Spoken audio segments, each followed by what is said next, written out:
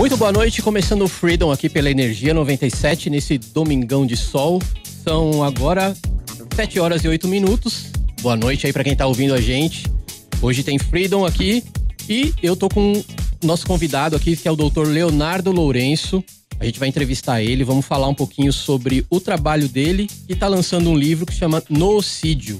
É um nome bastante peculiar, inclusive. Ele que escreveu aí o livro contando suas experiências e também algumas outras experiências de outras pessoas. E que é bem bacana. Então vamos conversar aqui um pouquinho com o doutor. Daqui a pouco eu vou tocar também. Por fim, hoje o Freedom está bastante recheado aí de assuntos interessantes. Muito boa noite, doutor Leonardo. Seja bem-vindo aqui ao programa. Tudo bem? Boa noite, muito obrigado pelo convite para poder vir bater um papo aqui com o pessoal da Energia 97. Bacana. Doutor, conta um pouquinho pra gente sobre o seu trabalho, como é que é aí. O senhor é doutor, médico neurocirurgião. Isso. Meu Deus. Eu atuo como médico na área das neurociências, né? Neurocirurgia, neurologia clínica aqui em São Paulo, né? E a gente tem aí, então, o lançamento próximo do livro, que é o Noocídio, que foi essa obra que a gente veio aqui divulgar. Bacana. Noocídio é uma palavra diferente, né? Isso. O que significa o noocídio? Então, para conseguir explicar esse nome para você, Paulo, eu vou começar a contar o caso da Maria, para a gente entender melhor como é que se encaixa a referência do termo e do título do livro. Então, a Maria, ela tem um chefe muito complicado de se lidar no trabalho dela. É um chefe autoritário, um chefe que não tem tato, que é muito rude, muito truculento, né? Então, agora, domingo à noite, a Maria já está começando a ter embrulho no estômago só de lembrar que amanhã de manhã ela vai ter que encarar de novo o chefe dela. Só que quando a gente volta um pouco vida da Maria, no emprego anterior, ela tinha um colega de trabalho que era muito parecido com essa característica. Difícil de se lidar, truculento, agressivo, e deu uma baita confusão na vida dela no emprego anterior. A gente volta um pouco mais à fita da Maria. O ex-marido dela, veja você, era truculento, agressivo e difícil de se lidar. E quando a gente volta um pouquinho mais o filme da vida da Maria, o pai dela tinha essas características muito marcadas de ser um cara difícil de se lidar, truculento, rígido e rigoroso.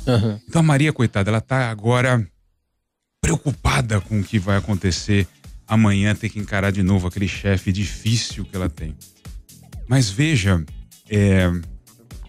a Maria, em vez de se preocupar só com o que vai acontecer com o chefe dela, a ideia do termo noocídio é justamente a gente fazer um resgate um pouco mais amplo da nossa mente e do nosso cérebro para conseguir destravar percepções que agora nos preocupam. Então, por exemplo, será que vai adiantar, com esse filme todo na cabeça da Maria, ela mudar de emprego? Talvez ajude. Mas se ela encontrar outra pessoa com as mesmas características, será que ela fazer um complô lá dentro para tentar rifar o chefe dela e botar ele de escanteio, e dar um jeito da empresa mandar o chefe dela? Talvez ajude um tempo. Mas logo talvez entre outro no lugar que atrapalha. Então a ideia do termo noocídio, ele é um termo que foi criado a partir de dois radicais. Nous, que vem do grego, significa mente. Ele aparece em palavras como paranoia, metanoia. Noia significa mente. No inglês, knowledge, nous, o nous significa mente. Cidium vem do latim, significa matar, aniquilar, eliminar. Ou seja, a ideia básica seria que ponto imerso, oculto e profundo na formação do nosso cérebro que a gente pode se voltar para superar, deixar para trás, aniquilar para poder liberar circuitos neuronais cerebrais que hoje disparam negativamente e que ficam me perturbando as relações com outras pessoas, porque sempre ativam aquela percepção que hoje é do meu chefe, mas que antes foi do colega de trabalho, que antes foi do meu ex-marido e que antes ainda foi do meu pai. Então, se eu não resgatar o que no íntimo e lá atrás eu tenho de percepção negativa guardada, emocional, sentimental, mental, que eu possa transformar, provavelmente eu tentar mudar as coisas só na atualidade, sem fazer esse resgate de aniquilar partes negativas que ficaram impressas na minha mente, eu não vou ter muita chance de ficar evitando essa repetição de padrão de comportamento que me incomoda no dia a dia. Então, em linhas gerais, o termo noocídio é essa ideia de a gente olhar para dentro da gente mesmo, o que tem mal digerido, mal guardado, que possa ser aniquilado ativamente através da nossa participação para conseguir destravar e alavancar o desenvolvimento da nossa própria vida. Entendi. E eu acho que esse tema, né, cuidado, a saúde mental é uma coisa que está cada vez mais, digamos assim, entre muitas aspas, em alta, né? Porque hoje em dia a gente vê aí essa vida maluca que a gente leva, principalmente vivendo em São Paulo, a gente que trabalha e é trânsito e é conta para pagar e é problema aqui, problema ali. Então isso acaba com que deixa a pessoa, sei lá, de repente um pouquinho perturbada, né? E a gente sabe que a mente, ela pode ser nossa grande amiga, mas também ela pode ser a nossa super inimiga, né? Exatamente. E, enfim, os pensamentos, né, são complicados, assim. Você não consegue controlar e desligar. Isso, de vez em quando, eu gostaria de fazer, desligar meus pensamentos. Mas eu não consigo. Então, e é por isso que eu falo que tá muito em alta essa coisa do cuidado com a saúde mental, né? Porque tá difícil. Eu vejo muitos casos aí de pessoas, assim, que eu conheço, que de repente, sei lá, são conhecidos. Como eu sou DJ, eu trabalho em balada, então, assim, você acaba conhecendo um, conhecendo o outro, e sempre tem um caso falando que, sei lá, fulano se suicidou, ou isso, ou aquilo. Eu falo, gente, e isso tá cada vez mais, como é que eu posso dizer, mais próximo da gente. Né? Não é mais um problema do outro, né? Tá ali na nossa cara, entende? E isso eu acho bacana falar sobre isso para tentar pelo menos sei lá, dar uma ajuda, né? De certa forma, para uma pessoa dessa que de repente, sei lá, pode tirar ela desse precipício, né, doutor? Claro, é justamente isso. Você falou a respeito de como a nossa mente funciona. É perfeito o que você falou, é exatamente isso. O nosso cérebro pode ser o nosso maior aliado ou pior inimigo, um grande sabotador, se a gente não se aprofundar em querer assumir o controle. Quem manda em quem?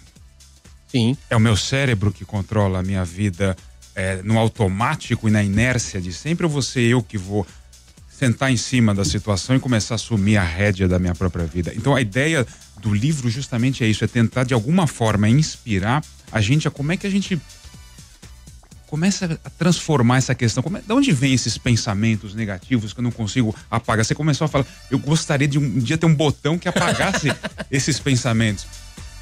E não consegue. Sabe por que não consegue, Paulo? Porque é o seguinte, porque acontece de forma inconsciente. Sim. Ele tá lá num circuito profundo e antigo do cérebro que precisa ser expresso. Então não é apagar ou diminuir o volume ou tentar camuflar esse pensamento que vai adiantar. É a mesma coisa de a sujeira toda e botar debaixo do tapete. Exato. Uma hora o tapete levanta. É a mesma coisa você ter ali na parede uma infiltração, vou dar um tapa de tinta em cima, sem resolver o vazamento do encanamento elétrico. Não vai adiantar. Então a gente tem que entrar na profundeza do que está mal digerido e guardado no nosso cérebro, na nossa mente, para essa transformação aí começar a produzir pensamentos prósperos, positivos, alegres, felizes, que nos libertam dessa camada oculta, né? Então, na primeira vez que eu falei sobre a história da Maria e voltamos o filme da vida dela, eu estava citando um dos pilares neurocientíficos que eu cito no livro, que é a importância do resgate da nossa própria vida, da nossa própria biografia lá para trás. Por que isso? Porque a gente aprende no colégio que o cérebro se forma, ele cresce, ele se estrutura basicamente entre o útero das nossas mães até o final da adolescência. Então o que acontece nessa época é fundamental para entender por que essa circuitaria cerebral hoje em dia me faz gostar mais disso, menos daquilo, ter mais afinidade por isso, aversão àquilo. Então esta parte da nossa vida ela é fundamental de ser olhada e transformada. Sim. Porque as percepções podem ser transformadas. E essa questão do oculto, que vem de repente pensamentos, padrões de comportamentos, vícios, comportamentos repetitivos que eu não consigo evitar, vem de um segundo pilar neurocientífico que eu cito no livro, que é essa parte oculta, essa parte inconsciente do cérebro. Hoje a gente sabe, por neurociência de ponta, isso inclusive é prêmio Nobel. Quando a gente toma uma decisão ou faz uma escolha, a imensa maioria delas, na verdade, já foi tomada milissegundos antes pelo inconsciente. E o que a gente faz na parte racional consciente é só tomar percepção dela. A gente dá uma justificativa plausível para uma decisão que, na verdade, não foi a parte racional consciente da nossa mente que tomou, foi o inconsciente que tomou pra gente. Então, entender que o painel de controle não está na parte racional, na parte lógica, cartesiana do cérebro, e sim na parte inconsciente, é fundamental para a gente conseguir submergir nessa parte e transformar ali o que é importante ser transformado, para a gente não ficar produzindo comportamentos, pensamentos negativos. Porque se eu transformo o painel de controle, eu libero aqui. Não, seria muito fácil, você concorda? Porque se fosse só racional, eu falaria, Paulo, você quer emagrecer? Então vamos fazer o seguinte, come menos e gasta mais energia. Pronto, a gente curaria a obesidade no planeta Terra. Sim, porque é muito lógico, é muito racional, você Sim. entende? Mas não cura. Porque a obesidade, ela não tem só um lastro racional. Ela tem um lastro emocional, oculto no inconsciente, ela tem um propósito a ser expresso nesse cérebro que para ele é um mecanismo de defesa necessário de existir. Por isso que a mente sustenta a obesidade como um hábito de comer muito e gastar pouca energia, porque faz sentido para o propósito daquela mente. Então, se a gente não mergulhar nos motivos ocultos que levam aquela pessoa a ser obeso, vai ser muito difícil conseguir emagrecer sem eliminar aquela circuitaria negativa do cérebro que produz a necessidade de se apoiar na obesidade como se fosse uma necessidade de sobrevivência naquele cérebro. Gente, e essa necessidade vem a ansiedade, toda essa coisa que tá praticamente comum nas pessoas, né? Tipo, exatamente. A pessoa já nasce ansiosa, pelo amor de Deus.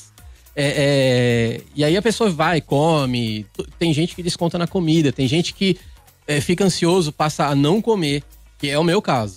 Se eu fico ansioso, qualquer coisa vai acontecer, pronto, esquece, não consigo comer, aí fico ali, sabe, naquele estado de inércia, assim. É por isso que eu falo, às vezes eu gostaria de desligar a minha cabeça e viver solto. Mas não é possível. Então são coisas que realmente têm que ser resolvidas de maneira, sei lá, científica, né? Claro. Pra poder se libertar disso. Você tem uma coisa pra contar pra gente que eu vou tocar agora. E aí, na volta, a gente vai contar sobre o seu caso, né? Que você emagreceu 100 quilos aí e passou por esse processo também do noocídio. E eu quero saber sobre isso, porque de repente tem muita gente que tá nessa situação, mas não sabe como lidar com isso, né? Já, sei lá, tentou de tudo e não conseguiu. Então, eu vou tocar agora e daqui a pouquinho a gente volta com mais Freedom e mais Dr. Leonardo aqui vai contar o caso da vida dele aqui, que eu tô bastante curioso, inclusive, pra saber. Então, daqui a pouquinho a gente volta com mais Freedom. De volta com Freedom aqui pela Energia 97 FM. Desse domingão de sol que tá lá fora. Quer dizer, agora já é noite, né? Mas fez um dia maravilhoso depois desses dias tão frios, né, doutor? Pra quem chegou agora, eu tô conversando aqui com o Dr. Leonardo Lourenço. Ele que é médico neurocirurgião. E escreveu o livro Noocídio, que vai ser lançado agora no dia 30. E a capa do livro já é bastante interessante, né? E tá dizendo aqui, quem sou eu sem os meus problemas? Eu queria distribuir para algumas pessoas. Eu vou distribuir para as pessoas que eu gosto bastante. Assim, olha, esse fica com você, esse fica com você. É bastante interessante a capa mesmo, que tem um pássaro voando, né? Eu acho é sinônimo de liberdade, né? É isso. Muito bacana. É uma... Mas aqui dentro do livro tem uma história sua, né, doutor? Tem uma história pessoal minha. Fala que você emagreceu 100 quilos a partir... Como foi isso? Explica pra gente como é que foi essa... Essa é a história, é uma das histórias que eu trago no livro, né? Que é a minha própria história física, por assim dizer. Eu já nasci obeso, né? Eu já nasci um bebê acima do peso normal de um bebê. E eu venho de uma família em que a comida é praticamente o centro do universo, né? Eu tenho avós e bisavós que vieram foragidos da guerra e da fome na Europa, né? Passaram muita necessidade e privação. Então, a ideia geral na minha família era sempre de a comida como uma coisa, assim, extremamente importante, né? Um valor simbólico extremamente importante. Então, assim, deixar comida no prato na minha casa era praticamente apontar um revólver na cabeça do cozinheiro ou equivalia a matar uma criança na África se você deixasse comida desperdiçada. Uhum. E, além disso, nesse contexto específico familiar meu, nem sempre o afeto, o carinho eram transmitidos de forma natural, com um abraço, com um carinho, com um beijo, com uma palavra eu te amo. Às vezes era substituído por um milkshake, por um hambúrguer, por um quibe, por uma esfirra, por um pastel. Então, nesse contexto, nesse caldeirão, eu fui crescendo literalmente para cima e para os lados também, né? Até atingir o tamanho de 190 quilos, né? O pico da minha obesidade. A vida toda sempre engordando. E nessa situação, então, praticamente inviável de ser mantida fisicamente, sob risco de inúmeras doenças, um mal-estar absurdo, né? Eu tinha que tomar alguma atitude, né? E, ironicamente, como cirurgião, eu morria de medo de ser submetido a uma cirurgia, eu mesmo, bariátrica, porque eu conheço os bastidores, toda aquela coisa toda, você fica com medo de submeter você mesmo a uma cirurgia. E assim, eu já tinha tentado todas as dietas, da lua, do abacaxi, do Mediterrâneo, dos pontos, do que você imaginar de dieta eu já tinha tentado. Eu ia na academia, eu fazia atividade física, transpirava em bicas ali na esteira, suando, molhando tudo. Até fraturei o pé uma vez na esteira, com 190 quilos numa esteira. Qualquer coisa, já o sobrepeso pode levar a isso. E não emagreceu 1 grama, nada. Então, um dia, eu comecei a fazer o seguinte. Eu comecei a comer tudo pela metade. Então, tudo que eu estava antes acostumado, se eu ia numa pizzaria e comia uma pizza, eu comia uma pizza inteira, eu passei a comer meia. Eu ia no restaurante por quilo, montava a montanha inteira de prato que eu estava acostumado e ia deixando metade de cada coisa. Ia na churrascaria, mandava descer todas os cortes de carnes que eu estava habituado, mas ia deixando metade de cada fatia de picanha, de cada fatia de linguiça de lado. Eu ia num fast food, estava acostumado a 3 hambúrguer de uma vez, enquanto quem estava do meu lado comia meio, né? Passei a comprar 2 e cortar um pela metade para comer 1,5. Uhum. Então eu sabia quanto eu comia antes e passei a cortar a comida que eu comia geometricamente ao meio. E fui desperdiçando mesmo no prato. Não é que é bonito, obviamente, desperdiçar comida. Sim. Mas no meu caso específico, pela minha história, pelo símbolo mental que isso representou, de eu olhar o desperdício ativo da imagem fisicamente no meu prato, dia após dia, refeição após refeição, o que aconteceu? Eu fui libertando o meu cérebro da culpa pelo desperdício, que não é uma coisa minha, é uma coisa que veio de gerações anteriores a mim. Entendi. Da Europa, dos bisavós, dos avós que foram passando. Mas eles viveram a guerra, a privação. Eu não! Eu vivo num ambiente em que eu estalo o dedo 3 da manhã e vem um esfirra, se eu quiser. Então é um outro universo, só que com um padrão mental, um paradigma mental que foi sendo passado de geração em geração, de bisavô para avô, para pai, para mim, que perdeu sentido naquele contexto.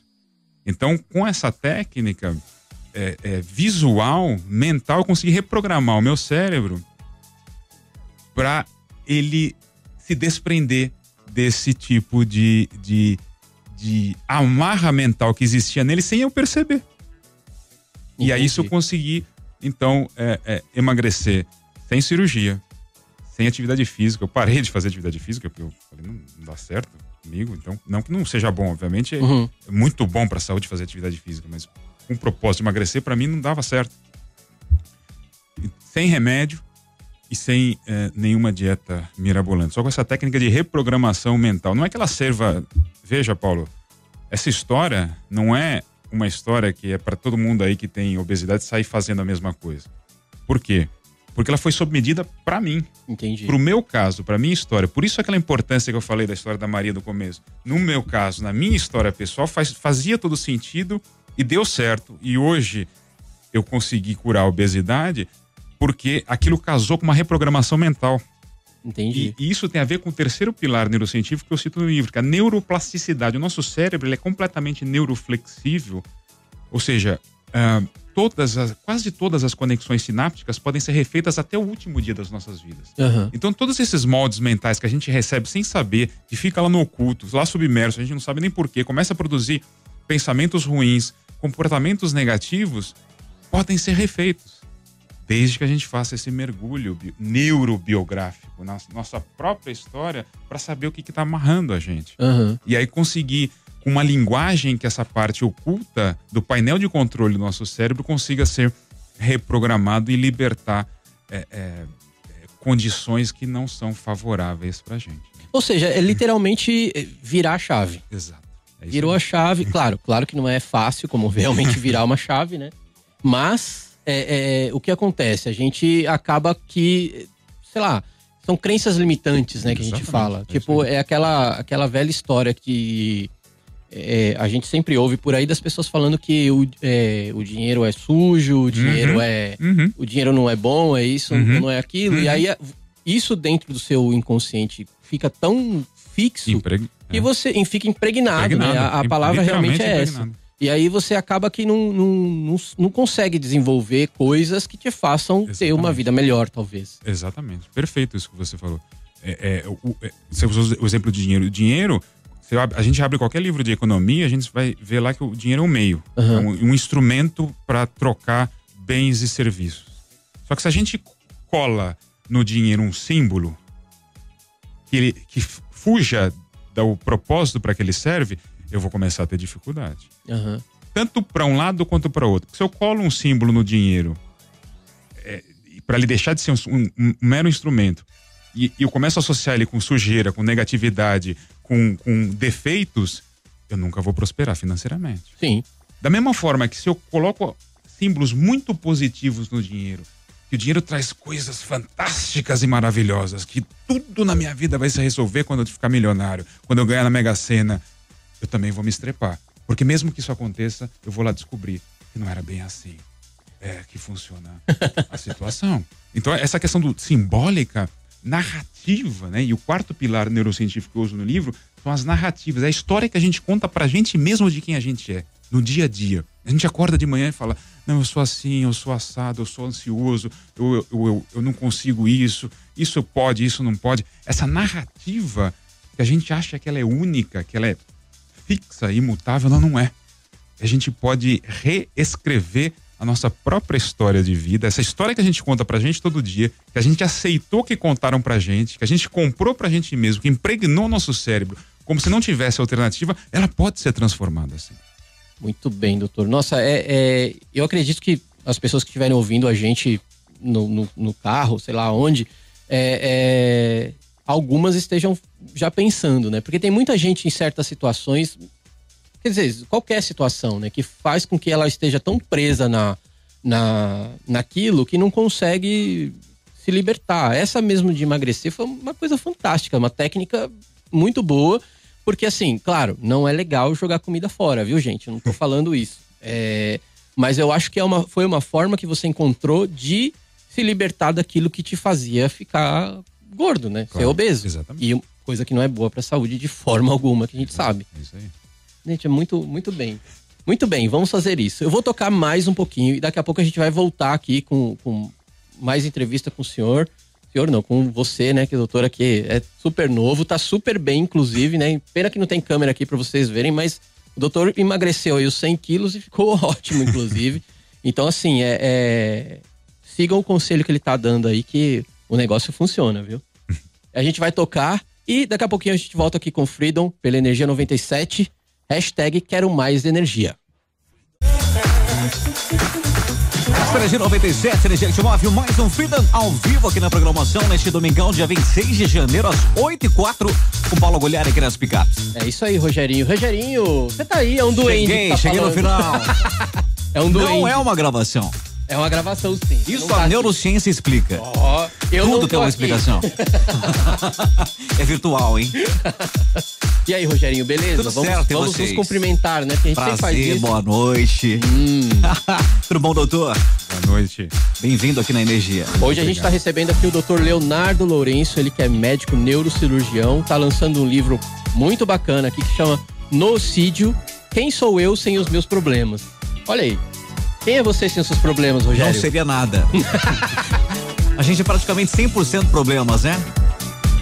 Não necessariamente, né? Mesmo porque, se você não tem problema, você não tem vida. Você não tem o que discutir, o que pensar. Olha, que filosófico. Então, pra você que tá depressivo aí, ó, todo mundo tem problema, hein? Pois é. Eu vou dividir os meus. Vou começar a falar aqui. O programa vai até às 6 da manhã. Vai ser um genocídio isso aí, Paulo. Ai, que horror. Ó, neurociência aqui hoje, o assunto do Freedom, uma parte aí do cérebro que estuda mais profundamente o cérebro, o sistema nervoso, né, doutor? Isso é muito bom, né? Porque todo mundo quer descobrir o que a gente tem naquele problema, que a gente acha que é um problema. Na verdade, não seria um problema. Seria apenas um distúrbio, um desvio, não é? Exatamente. Muitos problemas que a gente vê externamente como problema, aquela parte oculta que a gente mencionou no começo do programa do cérebro, às vezes está vendo como uma solução por dentro dele. Então, o que a gente vê por fora, uma coisa que incomoda a gente, um vício com álcool, com fumo, uma obesidade, uma depressão, alguma coisa que está se exteriorizando e incomodando a gente por fora, às vezes o cérebro lá dentro lê isso como um símbolo necessário para existir de acordo com a circuitaria dele íntima interna, né? Então o Paulo, por exemplo, no começo comentou sobre a questão do suicídio, que vem cada vez sendo mais falado, comentado, próximo da gente, pessoas com ideação e vontade de se matar, pessoas com ansiedade, com depressão. Ele comentou também a questão de como o cérebro pode ser tanto um aliado como um inimigo, né? Então eu vou aproveitar o gancho dessas duas informações para explicar um pouquinho como é que é essa questão do cérebro, porque na verdade, quando o cérebro é nosso aliado, o cérebro é nosso aliado quando ele está executando uma função que é a de sobrevivência. Essa é a prioridade absoluta do nosso cérebro, é fazer a gente sobreviver fisicamente. O cérebro humano é uma evolução de milhões e milhões de anos. O próprio organismo, ele puxa o máximo pra gente sobreviver, né? Exatamente. Então, o cérebro está sempre preocupado com a nossa sobrevivência física. São milhões e milhões de anos pra gente chegar com esse aparato na nossa cabeça, que é a maior máquina que tem, entre aspas, no planeta, pra gente conseguir sobreviver fisicamente. Como é que ele faz pra conseguir esse feito? Basicamente, ele usa duas funções. Luta ou fuga. Esse é o que o cérebro faz para nos ajudar a sobreviver. Ele é nosso aliado nesse aspecto. Então, ele vai lutar, dar uma resposta de luta ou fuga para a gente resolver os nossos problemas de sobrevivência física. Uhum. Mas só que entre as funções do cérebro não tá tornar a gente feliz, não. Não tá, não. E aí, pra gente conseguir ir pra essa outra parte, a gente tem que se desapegar um pouco desse mecanismo só de sobrevivência física que o cérebro está acostumado a lidar, de atacar ou defender, de lutar ou fugir. Porque luta ou fuga, o que a gente fazia com os nossos os ancestrais faziam para fugir dos predadores, para caçar, para coletar, para conseguir sobreviver em ambientes de escassez. Você luta até um ponto, depois foge. Exatamente. Ou vai lutar contra outra tribo para dominar. Enfim, era assim que o cérebro foi se desenvolvendo para a gente conseguir sobreviver fisicamente. Então a gente está normalmente amarrado a uma resposta automática de lutar ou de fugir. Lutar o que é? É atacar. Fugir o que é? Defender. Então, em termos práticos, é luta ou fuga, ataque ou defesa. E vamos extremar então a ideia do ataque. Eu vou chegar ao ponto de matar uma pessoa. É o extremo do ataque. Só que um assassinato, ele cai do céu? Não, ele não cai do céu. Para cada um assassinato, tem 1000 pessoas se agredindo fisicamente. Para cada uma agressão física, tem outras 1000 pessoas discutindo verbalmente. Para cada uma discussão verbal, tem outras 1000 pessoas fofocando sobre outras, indiretamente falando mal. Para cada uma pessoa fofocando, tem outras 1000 pessoas simplesmente pensando mal de outro ser humano. Então, para o cérebro, veja esse degradê que vai do pensar mal de um outro ser humano até o assassinato. Ele usa os mesmos circuitarias neuronais. Seria a forma de uma pirâmide. Exatamente. Então, assim, a gente é óbvio que separa essa questão em nível social, em nível de convivência, como coisas completamente diferentes. Mas dentro do cérebro, ele está acionando os mesmos circuitos de contraposição, de conflito. E se a gente for para o outro lado da coluna, a coluna da defesa, a gente vai ver a mesma coisa. Extrema ideia da defesa. Eu vou me matar, eu vou me suicidar, vou acabar com o meu corpo porque eu vou acabar com o meu sofrimento. E a ideia do noocídio é justamente uma digamos, uma saída. Em vez de matar o meu corpo físico, eu vou matar parte do meu cérebro ou da minha mente que me incomoda para eliminar essa parte que me faz sofrer, ao invés de ir para um extremo de matar fisicamente o meu corpo e me suicidar. Porque o suicídio também não cai do céu. Para cada um suicídio tem 1000 pessoas se automutilando. Para cada uma pessoa se automutilando, tem outras 1000 pessoas tendo doenças no próprio corpo, por exemplo, autoimunes, que são doenças que o próprio sistema de defesa ataca o próprio corpo da pessoa. Para cada uma dessas pessoas, tem mais 1000 pessoas pensando mal de si mesma. Eu não consigo, eu não posso. Para cada uma pessoa dessas, tem mais 1000 pessoas desconfiando de um outro ser humano, dando primeiro a desconfiança antes de dar a noção de confiança. Então, me defendo a priori de outra pessoa antes de procurar um sentido de união. Então, a gente vai vendo essa construção, como é que vai ocorrendo dentro do cérebro, e apesar de a gente ver externamente ou socialmente como se fossem coisas muito diferentes, dentro do cérebro, os circuitos que estão disparando isso são muito próximos, são muito relacionados a essa questão primitiva de atacar ou defender, de lutar ou de fugir. Então, quando a gente vai e começa a sair um pouco dessa dualidade, desse oposto de só fazer essas duas coisas, é que a gente começa a limpar e libertar espaço para outro tipo de viver, pensar fora desse conflito, atacar e defender. E querendo ou não, uma reação em cadeia, né? Sempre. Dessas 1000 pessoas que estão pensando em suicídio, uma lá vai e faz.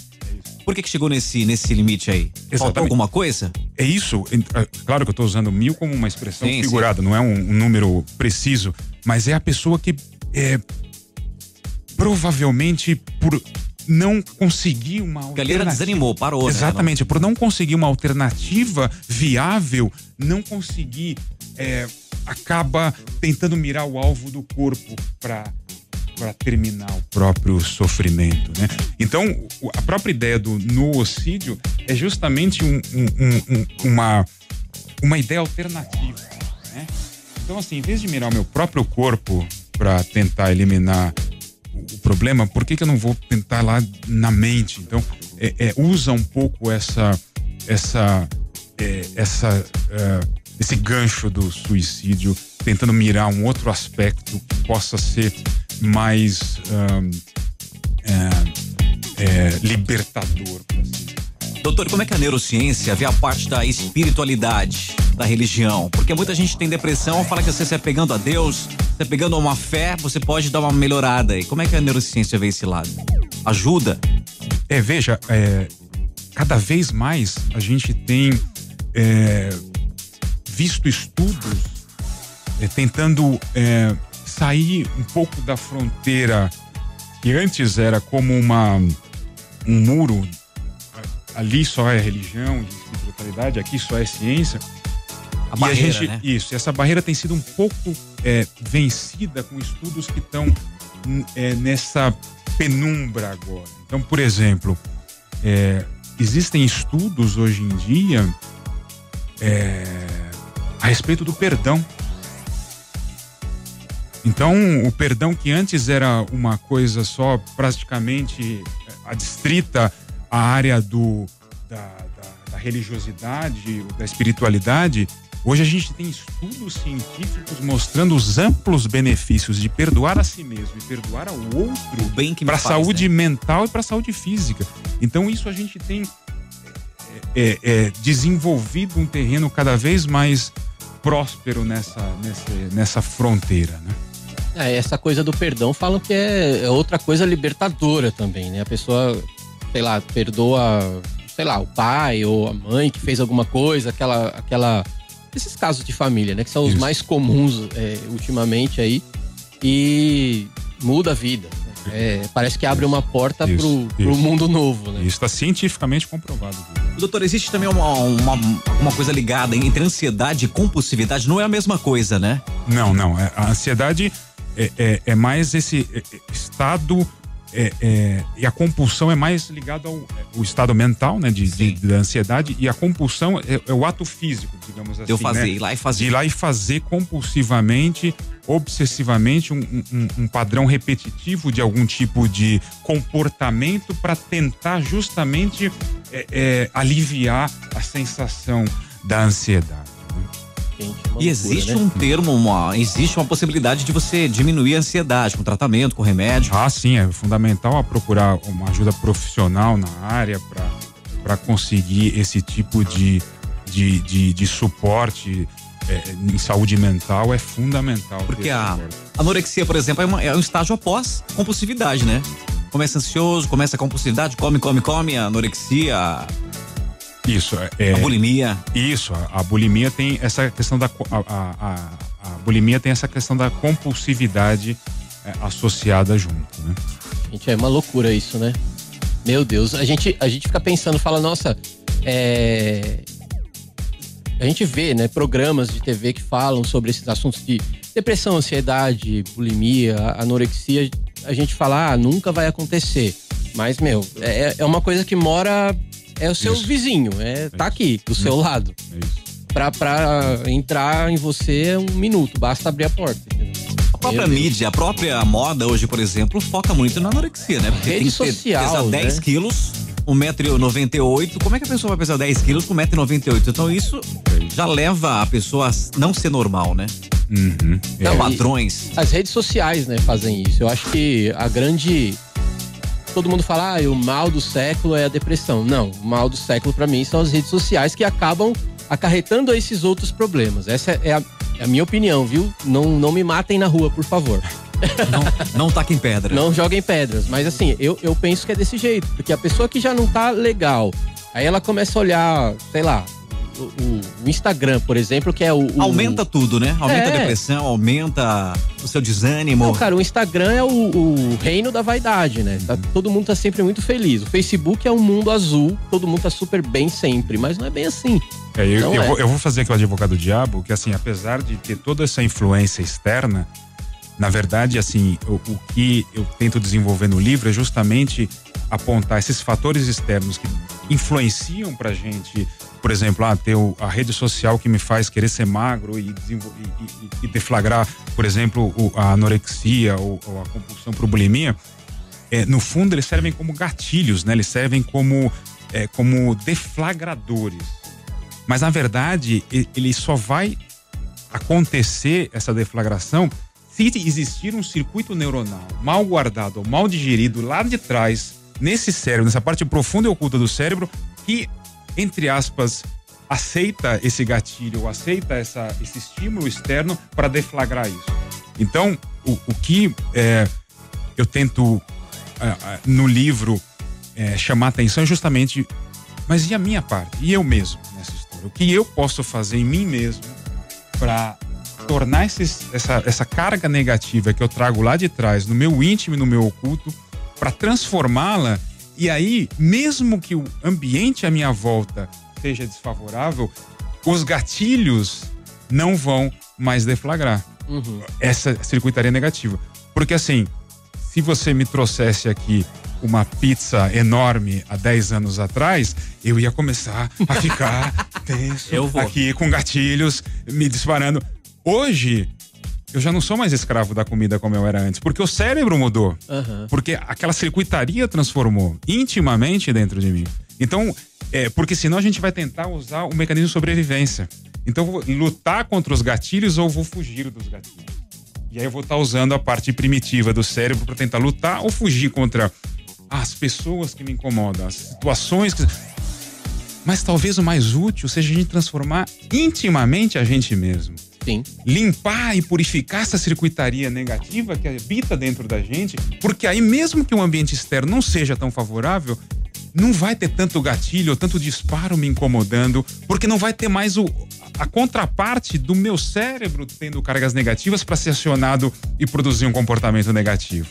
Então, o olhar para dentro, o que em mim eu posso fazer para me transformar, talvez seja mais eficaz em termos de desenvolvimento pessoal. E essa é que é a ideia do livro que a gente está lançando. Muito bacana. Bom, o Freedom tá chegando aqui no final, doutor, então vamos falar pra gente aqui um pouquinho quando vai ser lançado o livro, suas redes sociais, pode deixar todo o serviço aqui, porque o programa foi sensacional hoje. Garanto que tem muita gente querendo ler e querendo passar pelo processo de transformação aí no cérebro.